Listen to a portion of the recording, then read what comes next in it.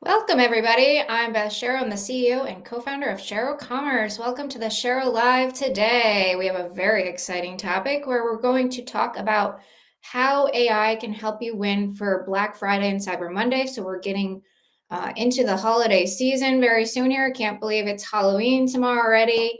Q4 is here and upon us, and we are ready to go. And we wanted to provide you with some quick tips and things to think about as you go into the holiday season, and also, long term, how do you think about using AI to retain your clients that you might win during these holiday seasons? So we have some great content we're going to be sharing with you today, and I'm going to be joined with Ashley and Gavin from our team. So two different perspectives. Gavin's really focused on AI and Shopify and understanding how AI can help e-commerce. And then we have Ashley on the marketing side that's going to be talking about AI and marketing. So a little bit of both sides of the world, so you can walk away with some great content. And then before we dive in, quick update, which we're super excited to share. Our Shopify partnership has just changed to Premier Partnership. So we're very excited to be celebrating that, and we'll be announcing that very soon, but that's our latest update. And we just had a great meeting here in New York with some of our leaders to talk about the strategy for 2026. So more news will be coming about what we'll be doing in the new year and how we're going to continue to grow and what you can learn from us at Shero. So without further ado, let's bring in Ashley to get us started and get the conversation going. Hi, Hello. Ashley. How are you? Hi, good. How are you? Welcome back. Thank you. Happy to be here again. So everybody that is new to the Shero Live, Ashley, why don't you introduce yourself so everybody can understand your background and all about you? Yeah, so I am Ashley Gates. I've been here at Shero for almost 3 years now. I'm a marketing strategist here, helping our clients. One of my main focuses is lifecycle marketing, which is what I'll be touching on today. And yeah, super excited to be here and talk more about Black Friday, Cyber Monday strategy, and keeping those customers after the strategy, after Yeah, the full attention. sale. Yep. Awesome. And we'll also be joined by Gavin. Let's welcome Gavin to the party. Gavin.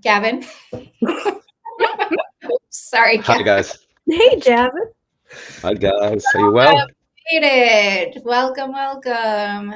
I know the time difference kind of messed us up here. Didn't skip a geep. Oh my God, my English. A beat.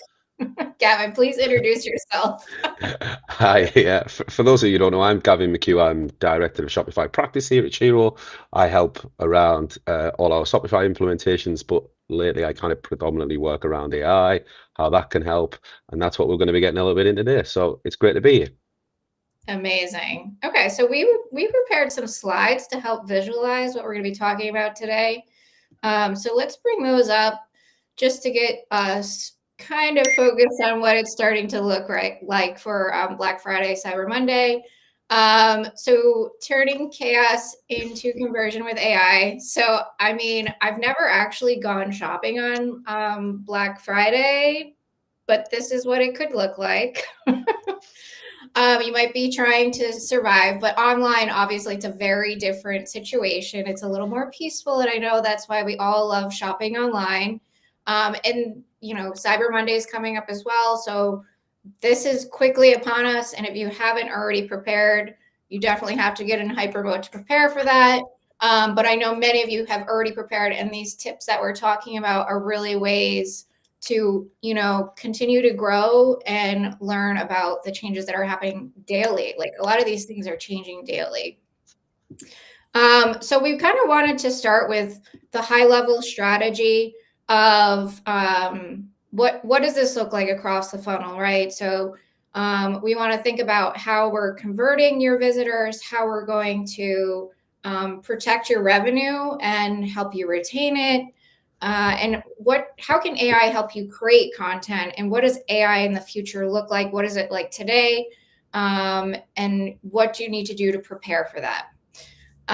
So just kind of wanted to give you these pillars because I know that when we think about AI, there's a lot of noise, right?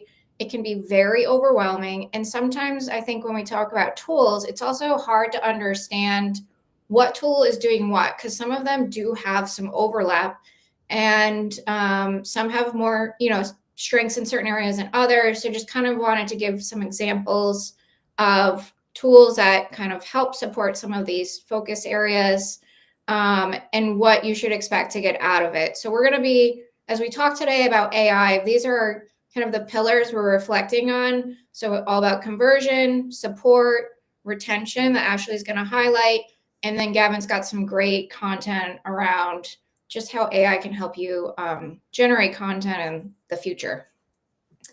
So we will get started with talking about converting and turning browsers into buyers. So this isn't like a, totally new topic for many people. We've been talking about conversational commerce for quite some time, but I think it's really matured a lot. And we have some great results from Gorgeous, where they're using AI to automate 60% of their support chats, and lifting conversions by 2.5 plus more, depending on the type of client. So this is really focused around using AI to understand what you're offering and how you can have that conversation and connection and build loyalty with the customer and upselling them during this process.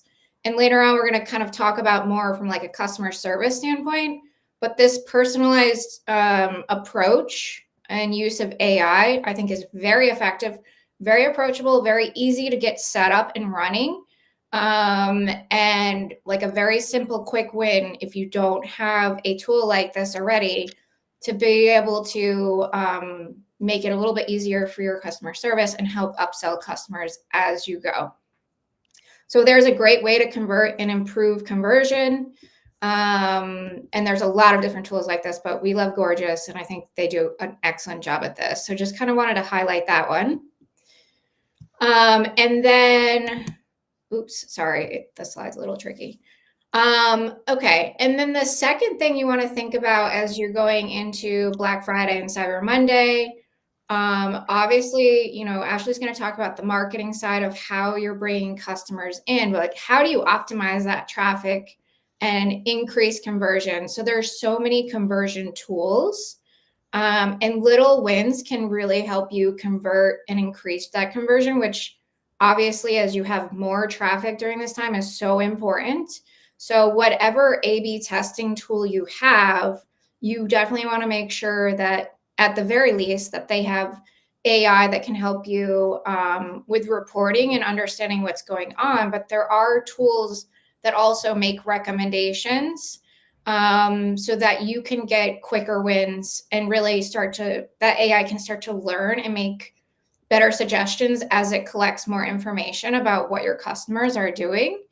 And this is like a quick example of a recent A/B test that we were running with a client. And it seemed really silly at first, but just having the add to cart wiggle increased conversion by 8.5%. So little things can have a very big impact. And also, as we go into Black Friday, Cyber Monday, thinking about urgency, obviously, building trust, maybe creating some sort of badge, and thinking about how to test like gifting, right? Obviously, that's a big one.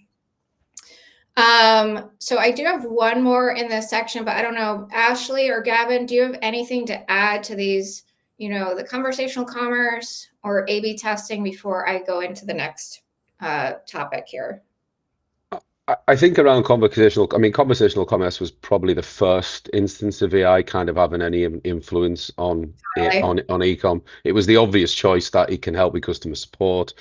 It's improved a lot since then. So I think, and it kind of the one of the things that kind of will run right through this entire talk, I think, is everything is relatable to context, the context that you give it. So that conversational AI, whether it's A/B testing, you give it more visitors, it has more context. You give it more data around what it should be telling your customers and how it can convert. We're giving it more context, and this is the same. It'll be the same narrative right throughout, but But yeah, I think these are just some of the wins that we've had at Shero and some of the things that we use. And they've moved on a lot since they sort of the infancy of this. So yeah, it's really Oh, exciting. yeah, Mhm. yeah, absolutely. Good point. Yeah, that's what I was thinking about too with those boxes that pop up. They've gotten a really bad rap, I think, because they are, used to be where you could just answer certain questions in there. It was going to be a very specific thing, and people were getting really frustrated with you could tell it's a robot and you're Yeah. not really able to get the answers. But as Gorgeous has, made this more sophisticated, started using AI, they're actually able to adapt to the questions that people are asking and make them more conversational and try to actually get help for people rather than if it's one of these 5 questions we can help, but now it's gotten to the point where it can actually, actually help it act more like a human. I mean, it is obviously still a robot, but it's definitely reached a level where it's actually very helpful now rather than just a form of frustration, I think, for people. Yeah, I would agree with that. And I also think that people's expectations have changed. Like in some ways, I definitely think that people expect more, right? Which is a good thing. But I think they also like have accepted that to some degree, you're going to interact with AI tools, right? Like before, I think it was like, oh my God, I don't want to deal with that. To your point, Ashley, of like, they got a bad rap because I think culturally as like a shopper, we were like less likely to accept that. Now it's kind of more normalized, I guess is that the way I would put it. Mhm, And there are tools that do it better than others, that make it more humanistic, mhm, or like where you don't even realize it's AI. Like I've had conversations with Kate on our team, which is always so funny when we talk about technology with her. She's like, I didn't even realize it was a robot, like so. And I've seen this myself too, and sometimes it's hard to tell where the line is, right? mhm. Um, and then just one more example of I'm sorry, I'm trying to figure out how to get this to play. But talking about personalization with AI, so another great partner of ours, Bloomreach, they have a great suite of tools. The piece I wanted to call out was Lumi, the AI tool that they're offering, and obviously Lumi connects to like all of their tool set, which is really empowering if you are a marketer because it's constantly learning based on what the customers are doing throughout the whole journey, right? But the piece I wanted to call up here specifically for this conversation was that it's able to create personalized banners and messaging based on the customer experience. So if you're a VIP, it's going to recognize that based on your user journey versus a new buyer and be able to have different banners and messaging. And we kind of talk about this in the past before, but I think they're actually doing and executing on it and seeing real results. So they just have like a quick video of this. See if I can get it to play. Oops, sorry. 1 second here. I'm just going to go back to the slideshow. There we go. So it's just a quick snapshot. They have some results here. They have, if you're customer Sarah, you get a 25% discount, for example, just to like kind of put together what I'm saying here by what it's doing. So it's understanding, what your last purchase was, what's your next best item, what channel you came from, what kind of customer you are. And then the second one is Tommy, who's a different kind of customer, and we're going to offer free shipping. So it's like building that loyalty and offering discounts that are smarter. So we're not just giving stuff away for free, right? I think that's been a challenge. And I'm Mhm. sure, Ashley, you're going to talk on that more. But I think this is like really where AI can be really magical if it's done properly. So I don't know if you have thoughts about that, but Yeah, I was gonna say nowadays people are getting to the point where they and I don't think everyone even realizes it, they're so used to having a personalized experience on websites, or they're starting to. So if you're not doing that, you're going to be very behind eventually, because people are just, this is going to be the norm. And it is really, really beneficial to companies because they can personalize these offers that they're getting, where they're not just having to guess and trial and error different things. This is a perfect example of having Tom get free shipping versus Sarah getting 25% off. So AI is probably seeing Tom responds really well to free shipping. Tom hates shipping costs, probably. And which a lot of people do, but some people don't mind it. So it depends. And so it's really good to be able to offer that just to him and not give people that are willing to pay shipping free shipping. And then also, if they're just offering 25% off to everyone, they could have several buyers that would have already bought without 25% off. So then that would be a waste of a discount if someone is going to buy anyways. But those people like Sarah that are, I'm only going to buy if I get some type of offer, you can give it to just those specific people rather than losing money based on discounts across your entire website. So I feel like that makes a really big difference.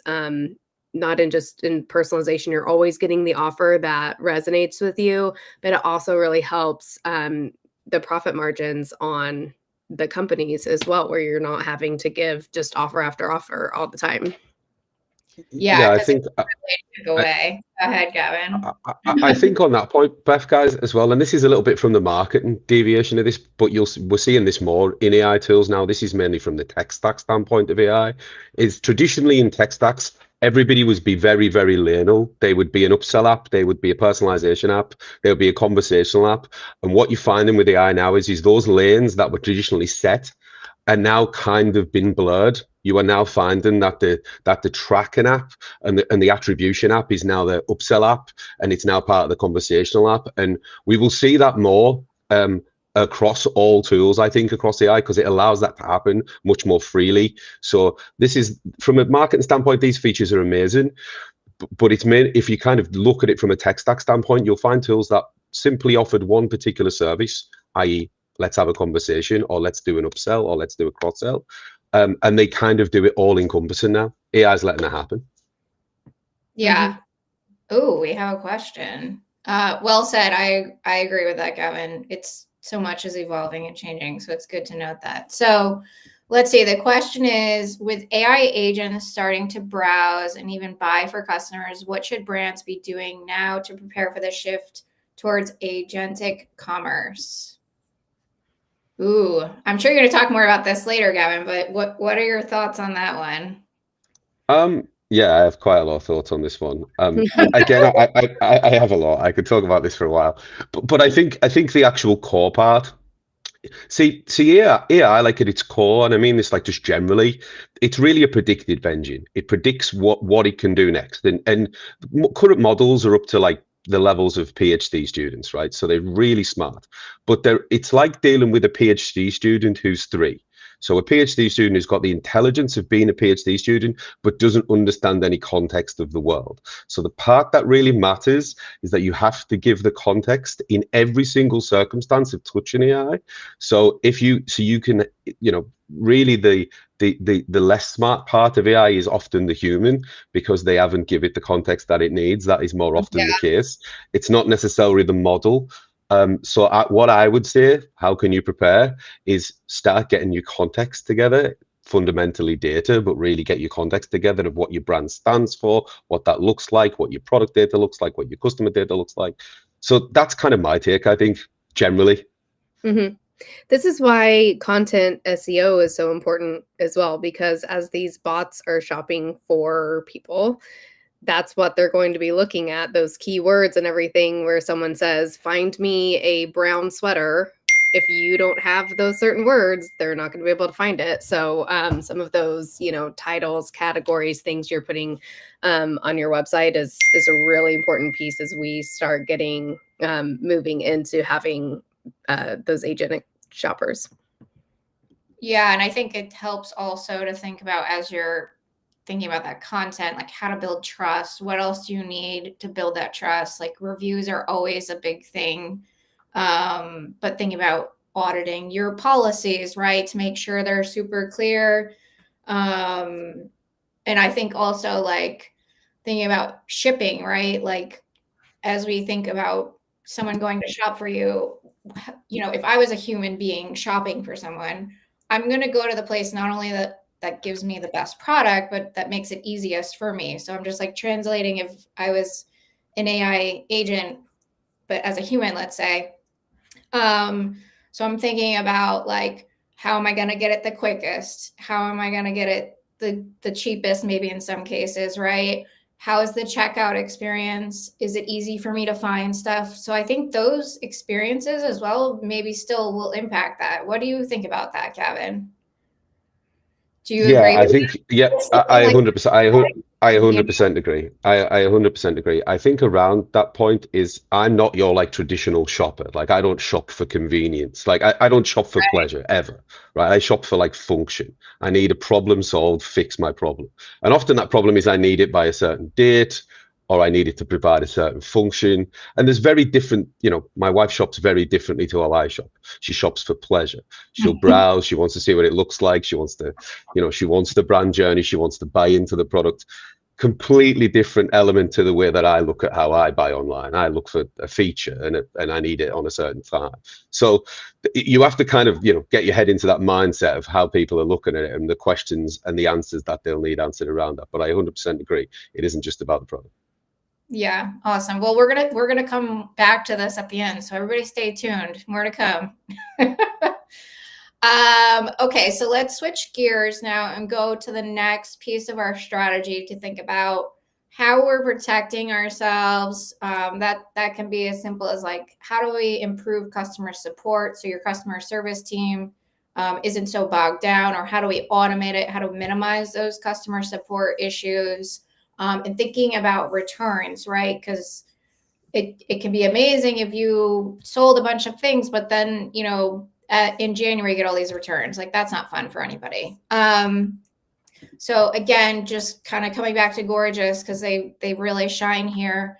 They're really helping minimize how much customer service is having to lift here. So they're able to help and automate a lot of these things, and provide guidance. So it's just really about helping the customer make changes to the order in a simple way, or how to automate things that someone maybe would have to do manually before, and just creating that great customer experience. So it's just as seamless as possible, because when someone's annoyed, you don't want to make it hard for them. You want to make it as easy as possible. So they're doing a great job there. And then we also have returns, right? So oftentimes customer service is more than just returns, but this is a big piece of it when we're thinking about holiday and gifting.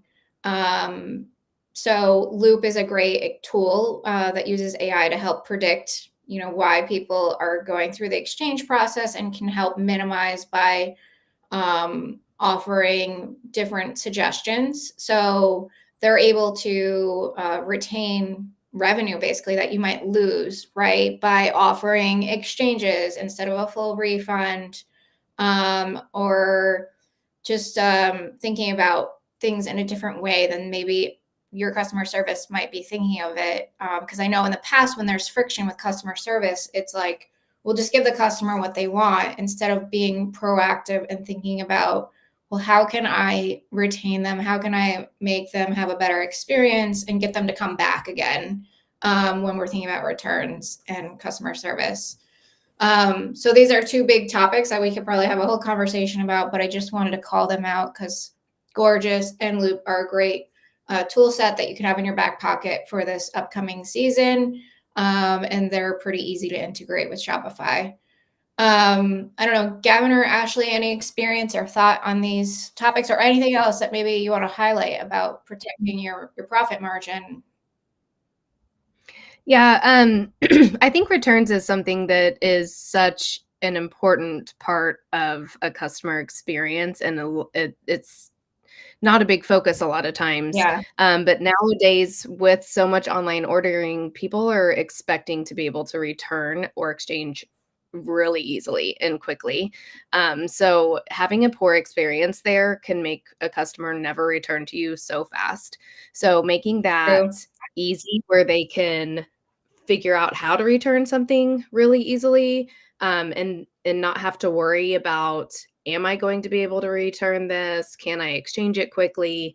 Having it where all of those questions can be answered really quickly, is so important, because people will not come back to order again if they are afraid that they can't return or exchange something that they don't like when they get it in. I agree. It's a very quick trigger to be like, I'm done with this. Never going Yeah. back, right? Especially when Mhm. you're gifting. Good call out, Ashley. Okay, so we're gonna move on to the next pillar here about retain and how AI elevates the life cycle in marketing. So this is all Ashley's jam. This is what she does every day. Yeah. Yep, this is my jam. Yes. Um, yeah, so with, Sorry. oh, I was like, "Why wasn't the full slide showing up?" Yes. Um, Sorry about that. yeah, no worries. So yeah, lifecycle marketing, one of the most important pieces here, and as we're talking about kind of Black Friday, Cyber Monday, this is a really important piece that I think sometimes gets overshadowed by trying to get the purchase from these big holiday sales. But you have such an opportunity here that to gain new customers, retarget, all of that stuff, that is really important that you don't miss that. So there's all sorts of different things that you can do, and being able to use AI within some of these tools like Klaviyo and Bloomreach, to make sure and keep people engaged with you is really important. So being able to reach out to them after they've purchased during the holidays to maybe treat themselves to something that they bought for someone else. So that's a really good opportunity there. And then also reaching out to people that received a gift, trying to keep them as coming back as a customer and everything as well, is really important. So some of these tools, like Klaviyo and Bloomreach, really are able to use some behavior triggering, send times, things like that, where it's really important to hit people right when they're thinking about buying, rather than just having your normal setup of, after purchase, I'm going to send an email 7 days later. Well, 7 days later, they may be in the middle of Christmas still. And so it doesn't make sense to buy at that point. So you want to make sure the most likely time for them to buy is actually, 21 days out or something like that in January. And that's where AI comes in and really helps you figure out the best time to send those follow-up emails, so you can optimize that and hit people right when you want them to receive that and when they are ready to buy.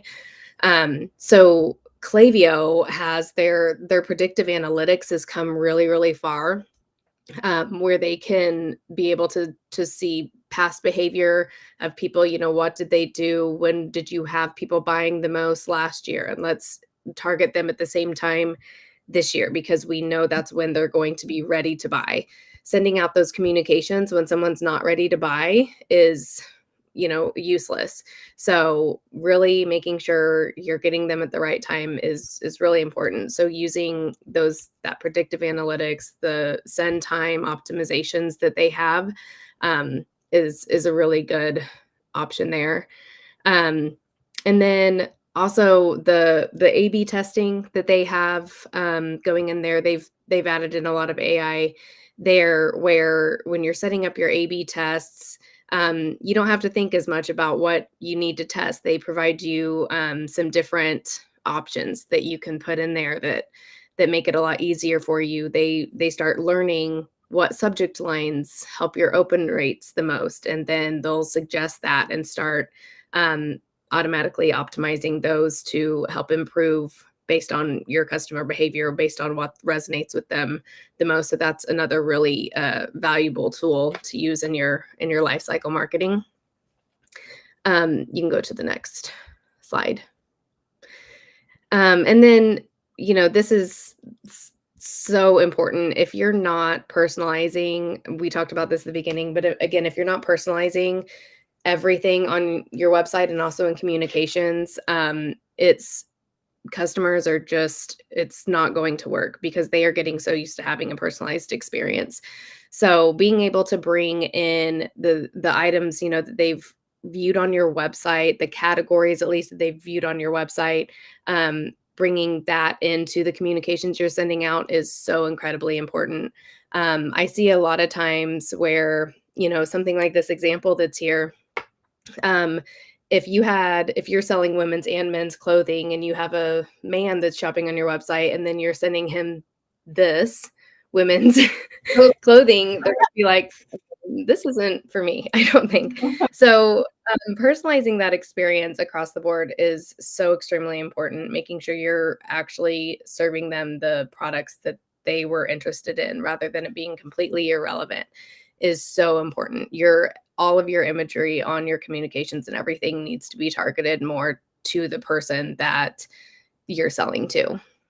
Yeah, I couldn't agree more. Yeah. A bit embarrassing in this day and age if you can't do that yet. I mean, not embarrassing. Mhm. You can figure it out, but it's like a must, right? Like people expect it. Yeah. This one's blank. I don't know why, but I'm gonna go to the next one. Hope that's okay. Yeah, our slides are being kind of funky. Yes. But yeah, one of the other most important things about your life cycle marketing is adding in your loyalty features in here. People nowadays are expecting rewards and loyalty. So people are really getting attached to brands and they are staying loyal to brands, but you need to reward them for doing that. So making sure that they know they're appreciated, giving them some good rewards, and then making sure that you remind them that they have them available to shop. So this email is one we did recently for one of our clients where you can, remind them that you have rewards out there. They're going to expire if you don't use them. This is sent through Klaviyo and Smile, and it's able to update their points that they have automatically and dynamically per customer. So they know how many points that they have there. Then give them a quick and easy way to shop. Also, a dynamic product block there of these are the products we know you like and are interested in. Why don't you go ahead and spend your points on there? That's a really good way to get people going and talking more about Black Friday, Cyber Monday. A lot of people probably earned points from the gifts they bought for their friends and family during Black Friday. So then they've got some points that they can then spend on themselves, come January and February. So that's a really good point to try to remind them, hey, you earned these rewards for buying for other people. So let's spend them on you now. So that's a good time to start sending those as well. I love that. Yeah. You guys are thinking down. Yeah, and a lot of businesses kind of struggle sometimes, going into Q1, right? Because you're such a rush, and then that's a good way to bring people back. Good call out there. I love that.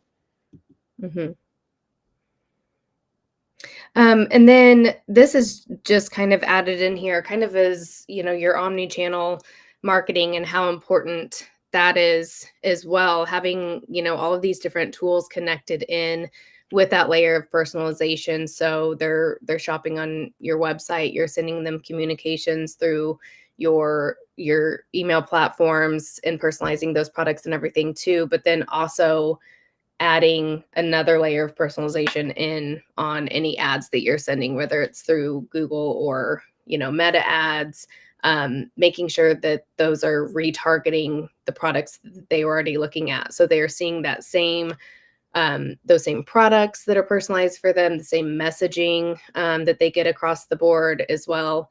kind of bringing into the discounts that you were talking about at the beginning, Beth, where some people are going to respond to free shipping better than 25% off and vice versa. Even keeping those personalized within your email communications and your ads as well makes a really big difference across the board. So having even your offers all connected as well as just makes a really big difference. Yeah. And it's to see that connection and the customer seeing consistency throughout the user journey, like I think just really helps with conversion rates, right? Like it's a very smooth transition. Everything's connected properly. It really makes such a big difference for that customer experience and to convey the messaging. And as a marketer, it's like a dream. It's so much easier, right? Like I think in the past, technology has been disjointed, but now because of AI and just the increase in how much everything's interconnected, it just has really driven things in a different way and will continue to evolve. Right. And we can talk about that more in the future section that we're going to be talking about. But great insights here, Ashley. Anything else you want to share before we transition to the next section with Gavin? Well, I could blab on forever, but I think I already did quite a bit. So I'll let Gavin talk and say his part. Yeah. So next section up is about being creative, creating content with AI. So there's some great information here. And for some reason, this slide is empty. So hopefully the next one isn't. Okay, great. Race after race! Gabriel gave them something to believe in! The people's champion, Anna. I liked it. I liked it. Yeah, it's good. That was good. Yeah, it was good. That was good. I mean, we don't need to play the full ad, but yeah, this is an example of about like sort of 6 weeks ago, Sora 2 got released, which is a video engine for making, you can essentially prompt video as opposed, you've been able to prompt images for a while now, and video was a little bit wonky and it wasn't particularly real life, and you could tell, humans had 12 fingers and things, but we've came a long way, right? We've came a long way. And I think this really matters for brands in the sense of that there's going to be this period of time where small to medium-sized brands are going to be able to make essentially, ads or videos they can use using these tools to look like they've done a ridiculous level of production up there with their sort of much larger competitors. There are a lot of other video models around this as well, but Sora 2 is the best I've tried. It's still not actually available in Europe due to the AI laws, but there are access tools. But I think for sort of small to medium brands, what you should be looking at is certainly go and play. Sign up to Sora 2. It's just part of OpenAI. Give it some prompts, give it your brand, give it context. Context matters. And start throwing in your ideas and see what it comes out with.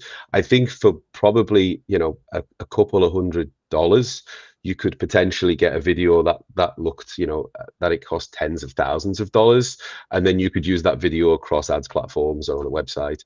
I think we'll see a big shift in this in the next 12 months. But the opportunity, I feel, lies with the small to medium brands rather than the enterprise guys. Enterprise guys have always had the budget necessary to do this. So I think it's interesting times. Yeah, for sure. It's a little bit terrifying, but very exciting. Yeah. There's a lot of copyright laws that I've seen be broken in the last sort of few weeks. I watched the Mario Kart video yesterday, and I was like, how has this got prompted? So you do, but that is another point though. Do be careful, because even if it is AI generated, do just make sure that you aren't, you're not using Mario characters or Pokemon characters or whatnot, like any sort of copyrighted characters. Keep it pretty vague. Don't allow it to kind of use that as context for what that is. Don't start doing Lord of the Rings things. Use the story of the Lord of the Rings, but not the characters. So yeah, I think it's interesting times. So Gavin, can you make a Shero ad for me? Yeah, we can.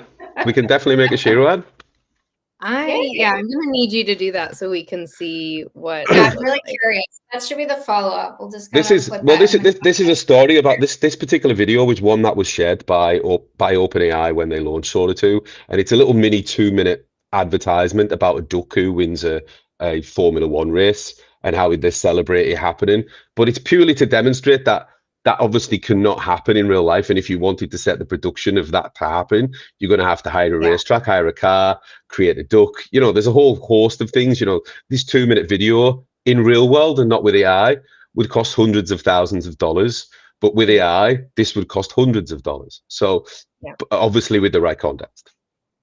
Yeah, Yeah. I love No, I that things like this are helping kind of those small to medium businesses like you were talking about be able to have things like this where they wouldn't have the budget normally. And it's just video is so important nowadays for your marketing and advertising. And so I like that it's more accessible now for Yeah, businesses that wouldn't have the budget. exactly. It's crazy accessible. It's probably a little bit late for this Black Friday. I'm not saying don't try it. Like we're a bit tight on time. This model only came out a few weeks ago. I think by the time we get into next Black Friday, it'll become very difficult to tell what is AI, what isn't, who's a big brand, who isn't. There'll be lots of things that the world will get skewed from a user standpoint, and that's an opportunity, I feel. Yeah. Yeah. I mean, I have so many thoughts, but this is a great starting point. And just to your point, go test it out, see what you can make now. And then in a couple months, if you're like, oh, it's not where it needs to be, try it again. Cause I think there is a lot to learn and see how this evolves, right? Yeah, exactly. That's exactly where we are. All right. So our final section here, evolve the future of agentic commerce. Oh boy, the big one. Oh, well. Ooh. Oh, right. I didn't know what the slide was, to be honest, but I'll just kind of see it will go. I did make this slide, by the way, guys. I'm not I know you did. I'm not that unprepared.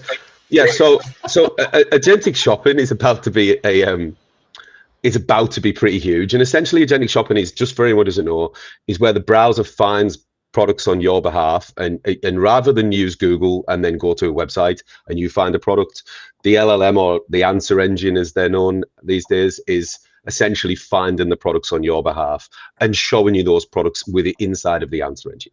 There was some really big news where ACP was announced.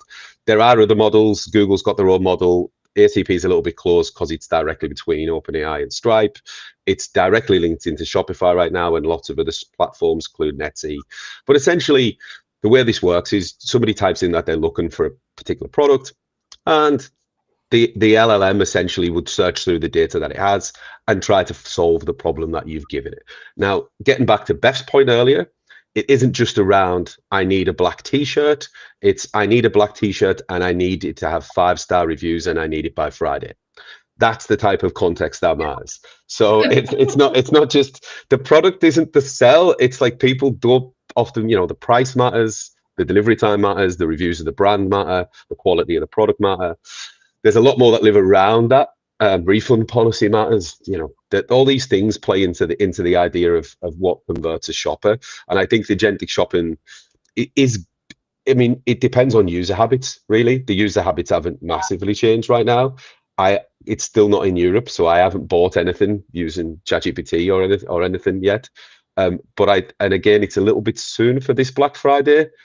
But I would be surprised if agentic shopping wasn't delivering at least 5 to 10% of sales by next Black Friday. Probably a bold statement, but I think that's probably where we're going.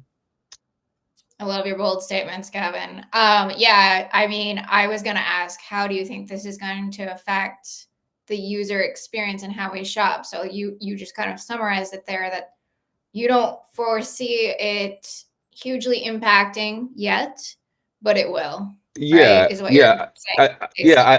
I think there's kind of, and again, I could talk about this for ages. I think it kind of changes to a degree where the first part is getting the data into the LLMs, which is where we are. ACP is basically a new protocol that allows data to be sent from a website directly to an LLM.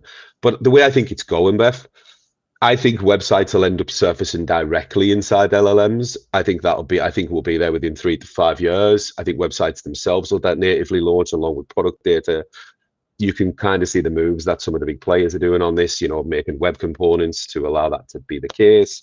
So there's kind of like multiple stages, and this is really new. I don't know anybody that's used it yet. I'm sure it will pick up in the next few months. It's exciting though. don't be scared. Yeah. Exciting. Yeah. And there's more, right? We have Yeah, well, this is kind of in the similar vein. Again, there's been a lot of movement in AI recently. there's And more. I mean, I think these come out within 48 hours of each other, I think.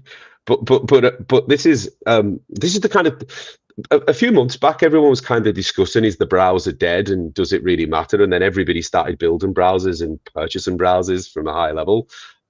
This is the new. I mean, this is me demoing Atlas, which is OpenAI's new browser.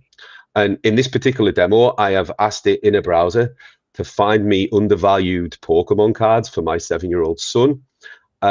So therefore I can buy in cards from a marketplace that are undervalued. Again, very random use case. But in order for me to normally do this, I have to know the price of the product that it normally is. I have to find the product. I have to search on multiple sites to find this. In this particular example, I can just prompt and say, search this entire website until you find me 5 cards that are undervalued. And I think, again, user habits haven't changed just yet. But I think they might, certainly for me as a type of shopper that I am, more of a functional as opposed to a brand experience type of shopper. But yeah, there's a lot of other browsers that are doing this. Perplexity have this, Strawberry have this. I think the browser wars have restarted. It's a bit like 2005 again. Yeah. The war has begun. The wars again. The wars. They'll probably be. But yeah, but again, what I would say for users to do is this isn't necessarily for this Black Friday, but you could essentially just install Atlas. It's free to download, and then run it on your website and ask it the questions that you think users might do or users might do around to see if you're actually given the answers or it's finding the products that you're delivering. Again, getting back to the initial point, I think context is key, and that's kind of it's kind of often referred to as data. But I think it's that's what it is in its raw sense, but it is data, but it's context around that data. Like, what is this piece of information? Is this a returns policy? Is this some product data? How long is shipping? Whatever. Yeah, absolutely. And that's a good transition actually to what does this mean for brands, right? So I think we've said it so many times, I don't think we can say it enough. Data, right? You need to make sure your data is good, it's clean, it has good context. When you think about using AI, don't just think of speed, right? Because there are a lot of missteps I think that happen when we're just like trying to plug in a tool. We want to make sure that whatever AI tool you select, it has an impact, it's solving a problem, and you're not just adding something because it sounds great. Because it can also impact your loyalty, your conversion. So like you really need to add AI tools in a smart way, right? And make sure you have a clear way to measure it. And then also making sure that you focus on connecting with your people, like who is buying your product. Don't lose sight of that human interaction, even if you are automating and streamlining as much as possible. People need connection. We are humans, and those are the brands that will win. Like, how do you optimize every aspect of your business, but still elevate the people to connect with the people that are buying from you? I think really creates a lot of loyalty and power. It's like a superpower. I think if you can do all of these things, let the technology drive you to do more, right? And do better things. Exactly. Yeah. I don't agree. know, Ashley or Kevin, anything else to add there that brands should take away? I think you summed it up perfectly, to be honest. I agree. Well, and now we're getting close to the end here, sadly. We've covered so much ground, but kind of wanted just to go back to our pillars that we started with and really thinking about, AI isn't here to replace people. It's really to help with opportunities to minimize how much margin we're losing, right? And making sure we're staying connected to our loyal customers and bringing them back. Or if someone bought a gift for someone, building that relationship with that new person that got the gift from your brand. These are very powerful things to think about as we have the tools to do it, to do better things, and just build our brand awareness, right? So just to summarize, we're converting, we're protecting, we're retaining, we're creating, and we're evolving very quickly, right? It's changing literally every day. So appreciate everybody here, and I hope you all took something away. And I think we can wrap up, but any closing remarks, Ashley or Gavin? I was kind of trying to think of something profound, but again, I wasn't. I Done, was Gavin. no, no. I think though. I think with the and again, this was like a query that we had internally around how we have how there's like so many AI tools. There's like so many in the market and how you should do. But I think like the key part is, and the key part I do is I just go and play. I think everybody that's in marketing in any terms is just try them out. You can literally look on, Product Hunt and just literally just have a look at the latest AI tools that week. Get free demos on most of those. There isn't like an AI tool that kind of does everything all in once. You need to pick the tool that's going to do the problem that you need to do. So if you're looking for, spoken word, or you're looking for video tools, find the right one for the problem you're trying to fix. I agree. I agree. Totally. Yeah, and it's going to keep evolving. So you have to be curious, right? I think that's what you're getting at, Gavin. Continue to be curious and Exactly. learn It's exactly it. things, right? Mhm. Yeah. What about you, Ashley? Any final marketing suggestions? No, I think it's like you said, always be curious. It's changing so much. And I know a lot of times it is kind of hard to keep up with. That's why, engaging in things like this is really important. I was going to say, I think this is going to be a type of a live that we're going to need to do every couple of months to update everybody about what is going on and how advanced everything's gotten. But my suggestion is just to do your best to try to install these apps, keep up with it as much as you can, because it's getting to the point where it's going to be the norm. So trying to stay up with everything is going to be really, really important. Don't push against AI because it's not going away. Yeah, 100%. Well said. I know it's like some of us want to hunker down and maybe power on and be like, this thing isn't happening, but it is here. It is happening. And you have to embrace it or you're going to be left behind, right? Mhm. Okay, so great conversation here. Really appreciate your time, Gavin and Ashley. Just one more announcement before we finally wrap up, which, maybe you guys can chime in here, but we're doing an event with Shopify. I'm actually on a panel November 10th in New York City. So if you're in the New York City area and you want to attend a great event, I think it will be really useful. So the event is around how to retain your customers beyond Black Friday. So a lot of this stuff applies, but super excited. I'll be on the panel with Jess Lopez from Shopify. And a lot of these things will apply, but it should be a great event. If anybody's in the area and wants to join, please reach out to us, and we can get you on the list. And we'll be adding more information. But yeah, I think that's a wrap.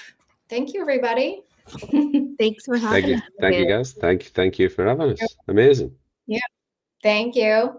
And as always, I'm Beth Shero. Always be learning. Have a great day.